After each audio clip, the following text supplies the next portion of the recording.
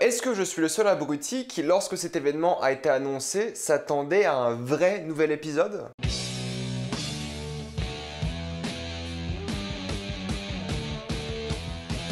Friends, la réunion. Contrairement à d'habitude, dans cette critique, il n'y aura que des spoilers car au final, il n'y a pas grand chose à spoiler. 17 ans après le dernier épisode de Friends, les acteurs et les créateurs de la série se retrouvent encore une fois tous ensemble sur les lieux de tournage afin de débattre de la série et des événements qui les ont plus marqués. Friends, la réunion est une sorte de téléfilm disponible en France sur Salto actuellement, mais qui sera aussi disponible sur TF1, on ne sait pas quand, mais plus tard. C'est sorti sur HBO Max aux États-Unis et c'est à peu près 1h43 de téléfilm et c'est vrai que c'est pas une série, c'est pas un épisode spécial. Moi, lorsqu'on m'a annoncé que Friends allait revenir, je pensais qu'on allait avoir le droit à ou une mini-série ou à un téléfilm, pourquoi pas. Un téléfilm full nostalgie où on revoit ses personnages, mais au fait, pas du tout. Ce film-là, si on peut appeler ça un film, est juste les acteurs qui reviennent. C'est en mode talk show avec James Corden, il y a quelques anecdotes, ils font quelques petits jeux, ils regardent des scènes de la série, ils ont des moments émotions entre eux, il y a quelques scoops entre guillemets, enfin il y a vraiment plein de choses pour vraiment te faire sentir nostalgique et c'est clairement le but de cet événement, c'est la nostalgie avant tout. Pour parler rapidement de Friends, ça fait partie de mes séries préférées, c'est la vérité, voilà, on rigole tout le temps devant Friends, ça nous fait sourire, ils en parlent beaucoup dans le téléfilm d'ailleurs. Je pense pas que c'est la meilleure sitcom, loin de là, je pense qu'il y a des sitcoms qui sont bien plus qualitatives, mais n'empêche que j'adore cette série, je l'aime énormément et c'est Friends tout de même. Ça fait partie de ma génération, mais c'est devenu très intergénérationnel et tout le monde l'adore. D'un point de vue qualitatif, je pense pas que c'est la plus grande série, je pense qu'elle a pas mal déçu vers la fin, hein, c'est mon avis, mais bon, tous les épisodes en vrai se regardent individuellement, c'est juste quand tu t'enfiles tout d'un coup, ça devient un peu répétitif. Mais bon, là n'est pas le débat, on est là pour parler du téléfilm en soi, et c'est vrai que le téléfilm, écoutez,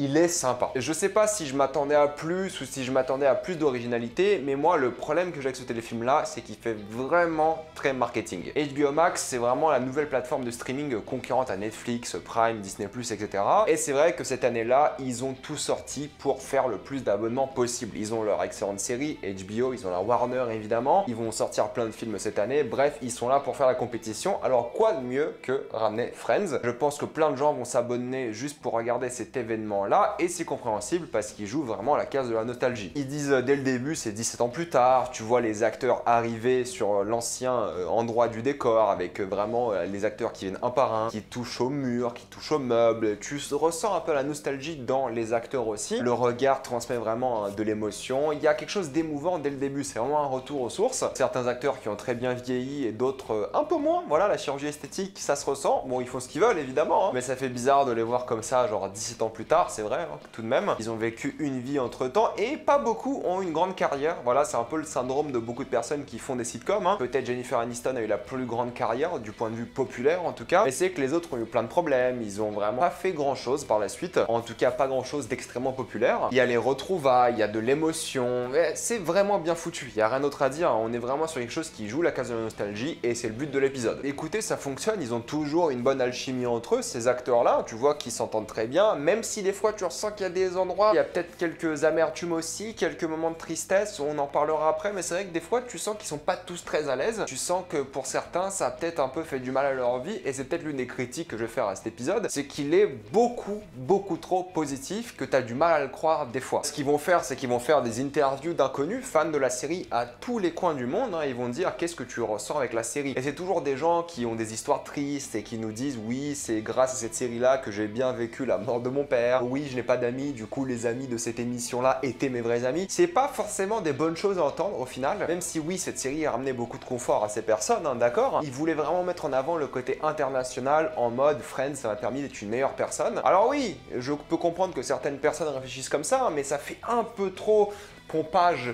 de sa propre série, hein. Ça se met beaucoup en avant, j'aime bien l'impact culturel de la série, il y a quelques extraits par rapport au succès des acteurs de la série, aux guest stars, etc. Mais c'est vrai qu'il y a certains moments où tu dis, attendez, t'as l'impression que cette série a été parfaite pour tout le monde, et quand tu connais un peu Friends, c'est vrai que tu sais qu'il y a des histoires un peu plus obscures, tu sais que les acteurs n'étaient pas tous tout le temps fans, ils ont vécu des choses difficiles, et c'est vrai que ce téléfilm-là n'a pas l'objectif de les mettre en avant, ce qui est un peu dommage au final, parce qu'à un moment, ils posent la question, quelle était la chose la plus dure à propos de Friends, et ça aurait été intéressant d'avoir une réponse honnête. Mais là, le problème, c'est que c'est beaucoup trop lisse, beaucoup trop propre, et ils ont pas osé dire quelque chose de négatif. Encore une fois, je comprends, c'est pas le but, hein. Et c'est un peu dommage parce que t'aurais pu dire quelque chose de négatif, et prendre le côté un peu opposé en disant qu'au final ça s'est bien passé et que c'était une expérience qui a fait grandir les personnes. Mais là c'est beaucoup trop positif, c'est beaucoup trop gentil, comme si tout était parfait. Je pense qu'il y avait moyen de jouer l'émotion autrement qu'avec la nostalgie et ça aurait pu rendre ce téléfilm meilleur. Maintenant ça veut pas dire que j'ai pas été diverti en tant que fan de Friends, au contraire j'ai été très diverti, j'ai beaucoup aimé l'humour, il y a des anecdotes qui se racontent, tu ressens vraiment la camaraderie entre ces acteurs là et ça j'aime beaucoup. Quand tu revois ces décors, quand ils rejouent des scènes de la série, c'est vraiment mignon quoi, c'est quelque chose que t'aimes voir et c'est sympa. Après est-ce qu'il fallait faire ça en mode talk show, je sais pas, voilà, mais bon ils l'ont fait, il y a James Corden, moi je déteste pas James Corden, voilà, tout le monde le déteste apparemment, mais moi il m'a rien fait, je le connais pas non plus, hein. Moi pour moi c'est le mec de Doctor Who, c'est un talk show américain même si lui il est britannique, hein. Il en fait un peu des caisses mais bon à la limite ça me dérange pas, mais c'est vrai que les questions étaient pas très inspirées, c'est trop lisse et c'est ça le problème que j'ai, c'est que c'était trop mignon, si t'es fan de Friends t'as rien appris, tu ressens pas grand chose au fait par rapport à ce talk show, par rapport à ces questions. Moi ce que j'aimais c'est les jeux qu'ils faisaient au final, c'est les moments où ils rejouaient des scènes de la série, ils étaient autour d'une table, ils lisaient un scénario et tu vois les acteurs rejouer comme ils étaient à l'époque. Lisa Kudrow, elle a le même jeu d'acteur qu'à l'époque, c'est effrayant, elle est vraiment trop forte. Donc il y a plein de moments comme ça où j'ai adoré, voilà, c'est le côté un peu, on retourne vraiment dans la nostalgie, mais à notre époque, où on rejoue des scènes, on a changé, on rigole, il y a des trucs voilà qui servent pas à grand chose, tu vois qu'ils ont ramené beaucoup de guest stars juste pour amener des guest stars et faire du marketing. C'est le problème que j'ai avec ce téléfilm, c'est qu'il fait honnête, clairement tu vois qu'il y a de l'amour qui a été fait, mais en même temps il fait très marketing. Tu vois que l'intention de cet épisode là n'était pas de regrouper les acteurs de Friends pour faire un super épisode nostalgique, il y a de ça un peu mais pas que, mais c'était vraiment une arme marketing pour HBO Max. Et ça c'est un peu décevant d'après moi. J'ai du mal à voir 100% l'amour et 100% l'honnêteté. Ils ont essayé d'avoir le plus de guest stars possible, il y a tout le monde, il y a BTS, il y a Justin Bieber, Cara Delevingne, Tom Selleck,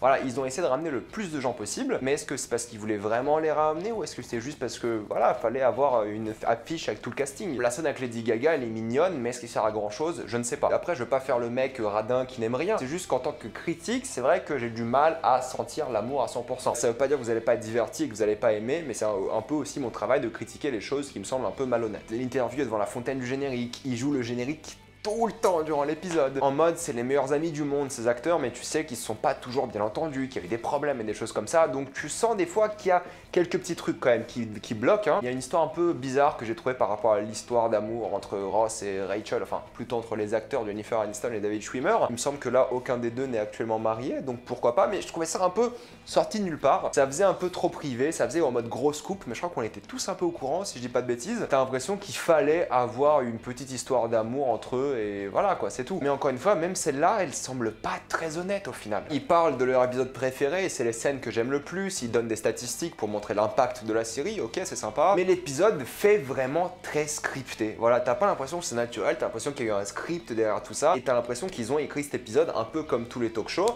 et ça me dérange un peu. Je pense que ce qu'on aurait voulu c'est quelque chose de naturel, d'authentique et là c'est pas vraiment ce qu'on a, enfin je trouve pas en tout cas, hein, sauf à certains moments, mais là j'ai l'impression qu'ils ont dit aux acteurs soyez proches, soyez les meilleurs amis du monde et tout, mais ça semble trop scripté quoi. Même si c'est vrai pour eux, hein, ça semblait juste faux en fait à certains moments. Et encore une fois, c'est vrai que ça fait un peu has-been. On les a retrouvés juste pour les retrouver des fois. Je suis désolé, je fais un peu le mec pas content, mais je me sens un peu trahi par cet épisode parce qu'il fait trop faux à certains moments. Ce que j'aurais aimé par contre, c'est plus d'explications des créateurs. Alors il n'y a rien de nouveau qui a été annoncé, qui a été dit, hein, mais je sais que les moments avec les créateurs sont sympas, où ils parlent du casting, ils parlent des choix qu'ils ont fait. Ça aurait été plus intéressant d'avoir ce côté un peu plus documentaire, où on parle de la construction de la série avant tout. Ça n'a pas été très présent, mais c'est des scènes que j'ai vraiment appréciées. J'ai aussi trouvé ça mignon, le moment où ils réagissent à des scènes ratées et des choses comme ça, mais encore une fois, ça fait très peu d'efforts quoi. T'as l'impression qu'ils ont juste fait ça à la va-vite pour sortir un épisode le plus vite possible. Et même pour les guest stars, hein, il y en a qui sont présentes sur place parce qu'elles le pouvaient, et d'autres qui sont filmés en vidéo parce qu'elles pouvaient sûrement pas venir, hein. Mais encore une fois, ça fait très marketing. Et oui, comme je vous l'ai dit, des fois ils abusent un peu, je trouve, avec voilà l'impact de la série et des choses comme ça, et un peu ce qui s'est passé durant la série et le tournage. Il n'y a pas grand chose de négatif et c'est un peu décevant. Mais j'ai envie de parler un peu des acteurs. J'ai beaucoup aimé Lisa Kudrow, tu vois qu'elle est encore à fond dedans, qu'elle kiffe. Elle a l'air très authentique. Quand elle joue Phoebe et tu le ressens. Jennifer Aniston, elle joue vraiment la case de la nostalgie. Courtney Cox, par contre, j'ai l'impression qu'il en a un peu rien à faire. Je sais pas ce qu'elle a vécu ces dernières années parce que sa carrière, enfin, je l'ai un peu zappé quoi. C'est qu'elle a pas l'air très impliquée. Matt LeBlanc, tu vois qu'il est là parce qu'il s'éclate un petit peu, voilà quoi. David Schwimmer, pareil, très nostalgique, très content d'être là, t'as l'impression, tu le ressens. Et Matthew Perry, c'est vrai que t'as l'impression, je sais qu'il y a eu des problèmes, hein, beaucoup d'alcoolisme, des choses comme ça, mais t'as l'impression qu'il a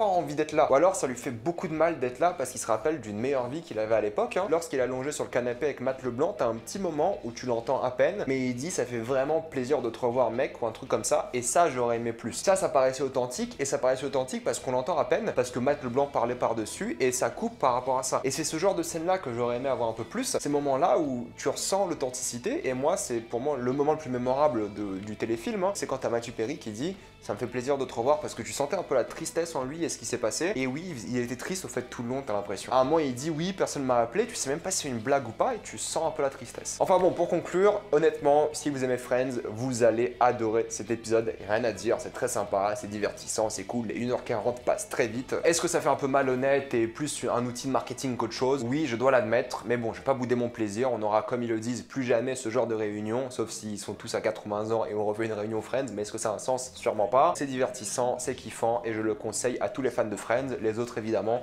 il n'y a pas grand intérêt à regarder cet épisode. Je vais m'arrêter là, mettez-moi dans les commentaires ce que vous avez pensé de cet épisode, l'avez-vous adoré ou détesté, tout ça dans les commentaires. Pensez à vous abonner à la chaîne pour plus de vidéos, mettez un j'aime et partagez cette vidéo, ça aide beaucoup la chaîne. Si vous aimez la chaîne, pensez à la rejoindre en devenant membre soutien sur YouTube. Suivez-moi sur tous mes réseaux, et moi je vous dis à la prochaine fois, salut à tous.